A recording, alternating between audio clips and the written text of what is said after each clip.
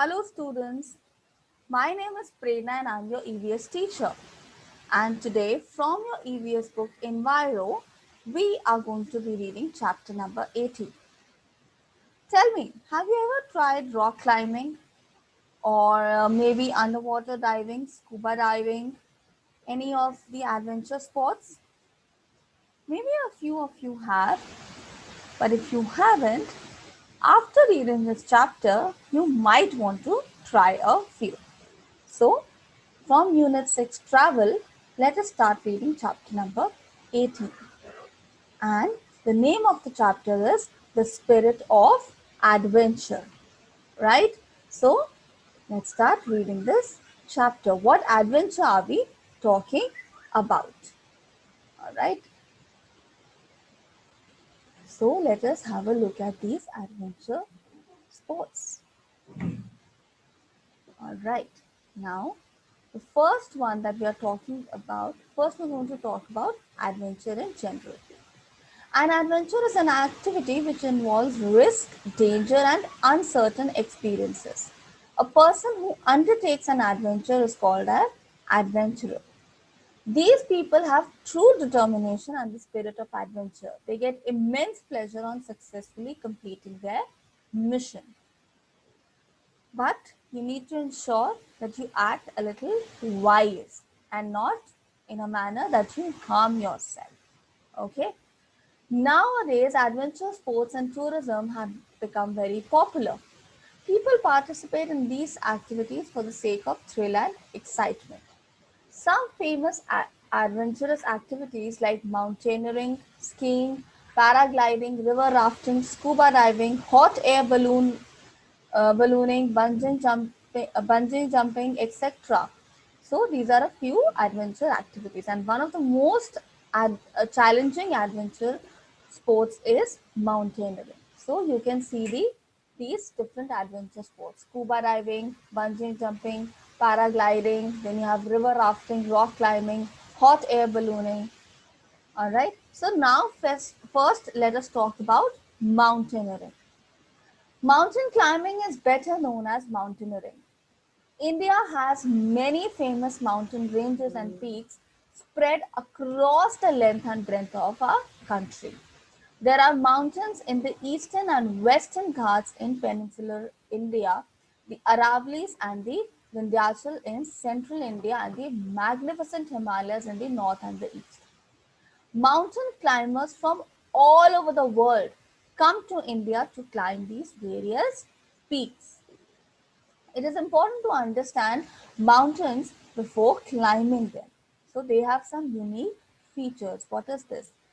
As you go higher, the air pressure reduces. That is, you start feeling lack of oxygen. So as you will go higher, you will find breathing difficulty and you will feel that you're getting tired very easily. That is why you might have seen a lot of mountaineers, they also carry oxygen cylinders with them. All right. And as you go higher, it also starts becoming colder. So, of course, like the northern part of India is quite cold, right? But the southern part is not, because this is how nature is, that as you go higher, you will start feeling colder. And generally, beyond 1200 feet, areas are snow covered in summers also. And temperature, it goes below 0 degree, sometimes minus degree temperature as well. In snowbound areas, you may not get water. Snow has to be heated and melted into water.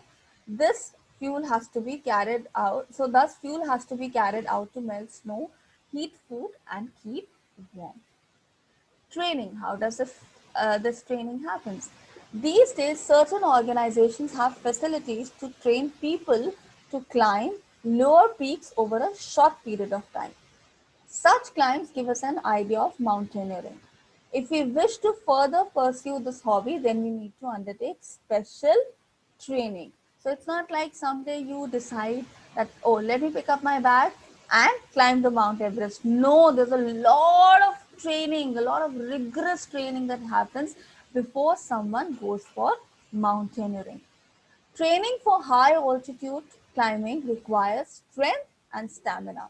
To build up strength and stamina, mountaineers need constant training and practice. That is, continuous training and practice.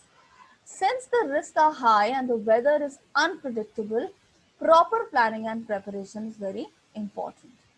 In India, special training is offered at two places. First is Nehru Institute of Mountaineering at Utkarshi in Garhwal Hills and the Himalayan Mountaineering Institute in Darjeeling. These institutes they train mountaineers to acquire so that they can acquire various mountaineering skills. Now we talk about great mountaineers, people who have who earned a lot of fame by climbing some uh, known peaks. First was Edmund Hillary and Tenzing Norgay. They are both famous mountaineers. They were first people to climb Mount Everest. The first two people to climb Mount Everest, Edmund Hillary and Tenzing Norgay. So see, this chapter is actually enhancing your general knowledge as well. And what is Mount Everest? It is the highest peak in the world. Not only did they climb the peak successfully, but they also made it possible for hundreds of other mountaineers to follow their footsteps. They are examples of true determination and spirit of adventure. Then we have Bachendri Pal. She was the first Indian woman who climbed the Mount Everest. And her story is of great determination. Because she always wanted to do things that girls were discouraged from.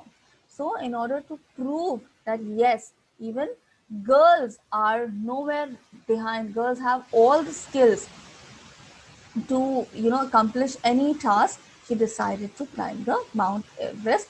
And on 23rd May 1984, Bachendri climbed up to the summit of Mount Everest along with the Sherpa chief Aang Dorje. They started from the South Col at sunrise, crossing huge ice cliffs and vast glacier fields, and they were able to do it. And the other two members who climbed up after them were Lato and Pulzor. Everyone praised Pichindri for completing the South Col climb and returning in only 10 hours and 40 minutes, including the halt at the top of Mount Everest. And she was awarded the Padam Shri as well as the Arjuna Award for this great achievement by the Indian government.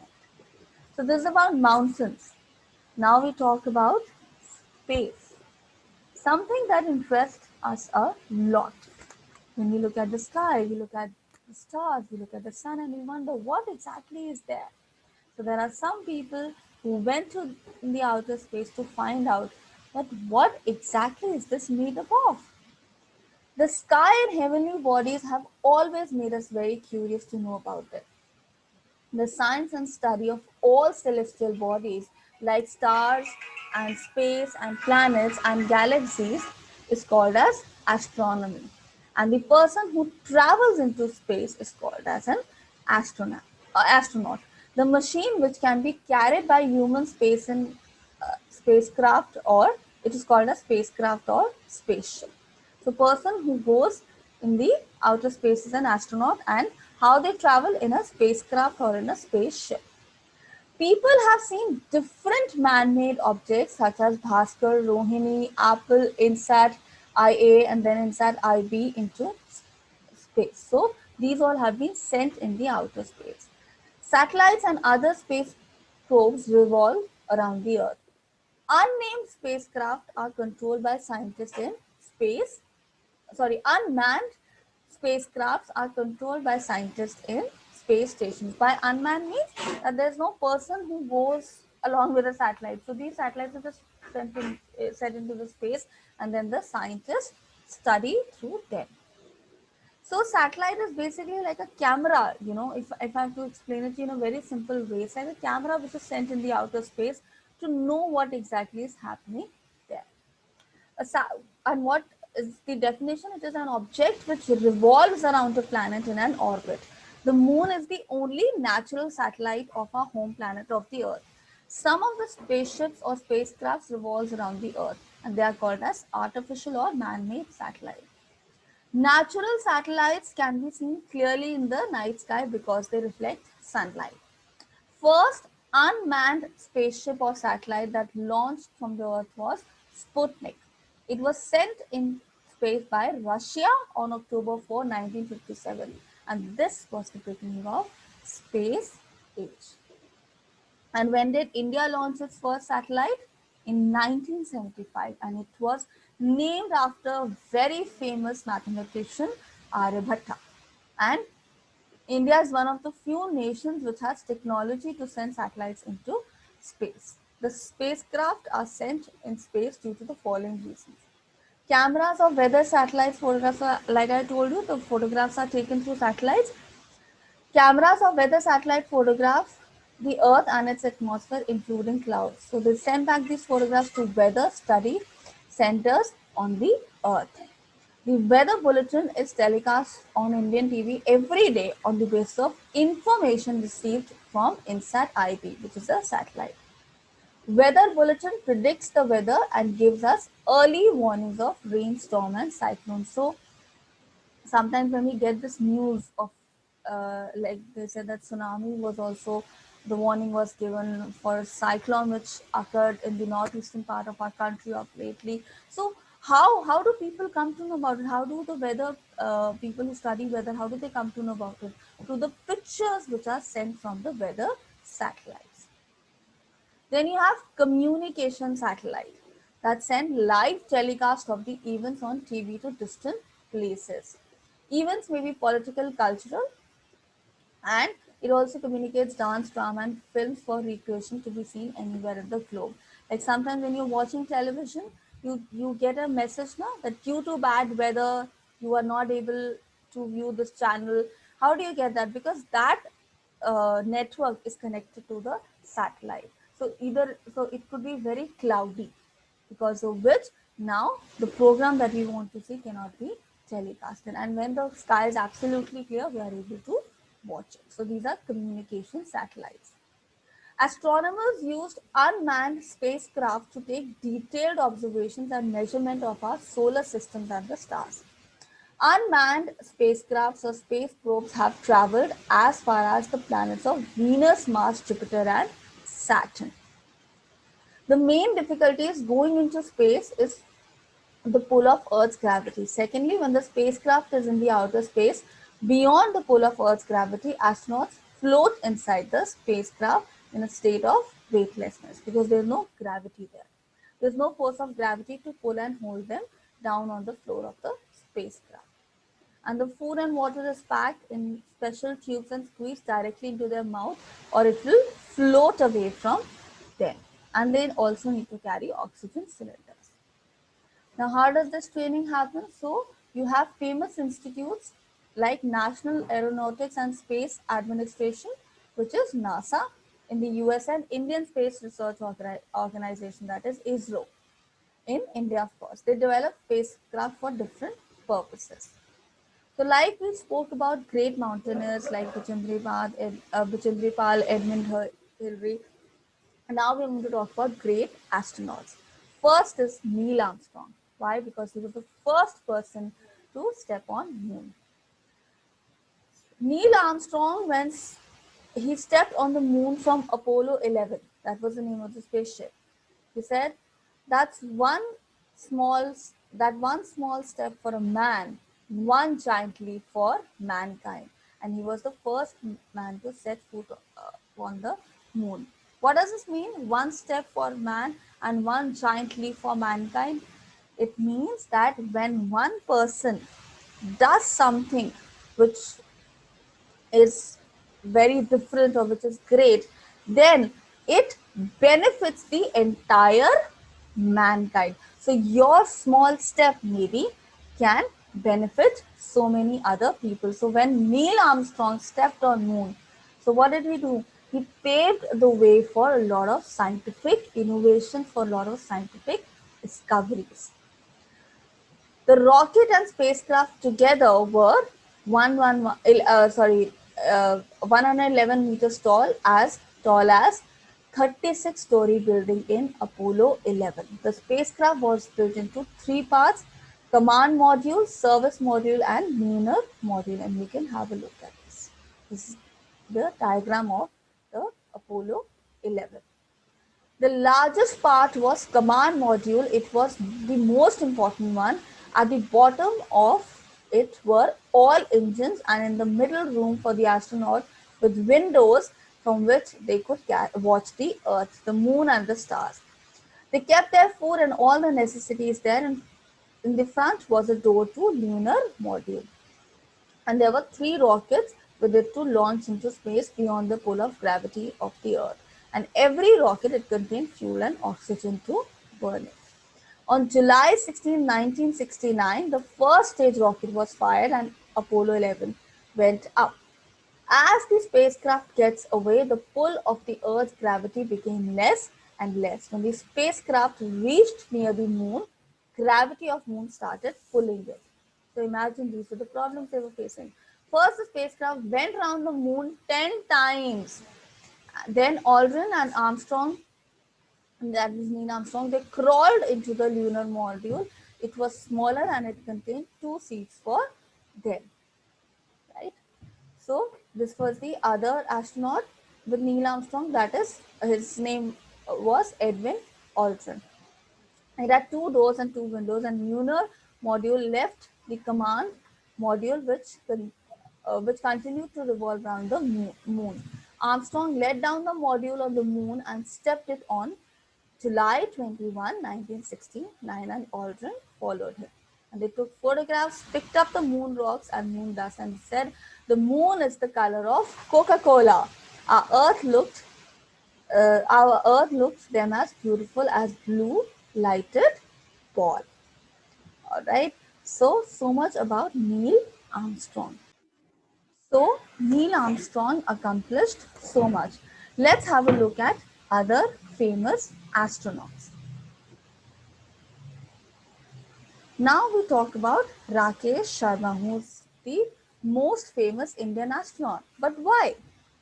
Because he was the first Indian astronaut to go into the outer space on 13th April 1984, and he was an Indian Air Force pilot, squadron leader Rakesh Sharma. He, along with two Russian astronauts, went into the spacecraft called Soyuz T-11. On being asked how India looked from outer space by the then Prime Minister, Mrs. Indira Gandhi. So there was a live telecast which was going on. So Mrs. Indira Gandhi could actually talk to uh, squadron leader to famous astronaut Rakesh Sharma, and she asked, "How does India look from outer space? कैसा लगता है हमारा Hindustan?" This is what she asked. So what did he say? He said, "सारे जहां से अच्छा हिंदुस्तान हमारा." So, and what it means? It means that better than the whole world. And he was awarded the Ashok Chakra for his achievement. If you ever get a chance, do watch this video of Neil Armstrong also and Rakesh Sharma also. It's a beautiful video, and you will really, a few of you might, think about taking up the profession of an astronaut, and who knows, you might also become one and get to go into the outer space and see so many things. And of course, maybe you also become famous someday.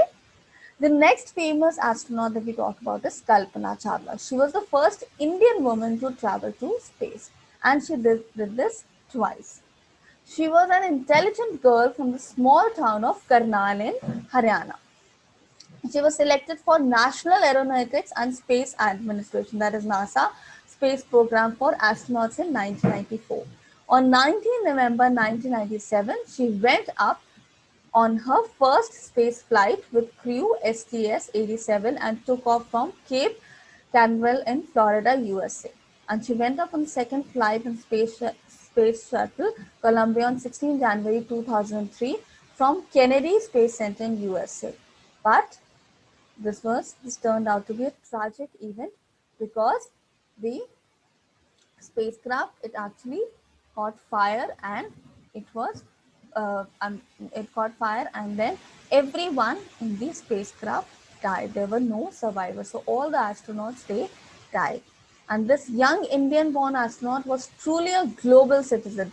She inspired all young children to move forward and reach for the space. Then you have Sunita Williams. She's an American astronaut of Indian origin. She made a journey into space in the space shuttle Discovery. She was born on 19 September 1965 and did her schooling and college in America. So though she was from Indian origin, but she did all her studies in America. She logged over 2,770 flights hours in more than 30 different aircrafts, and she was selected by NASA in 1998. And of course, to be sent into space, and she holds the record of the longest space flight, that is 195 days for a female space traveler. Williams' route, that is Sunita Williams' route, on her father Deepak Pandya and side, they go back to Gujarat in India. So in India, she's from Gujarat, right? So, see, so much to learn about space, so much to learn about mountains. Now, what you can do is, as I told you, you can watch these videos maybe and get a better understanding. And like I said, you never know, you might want to make a career out of it. All right. Thank you so much.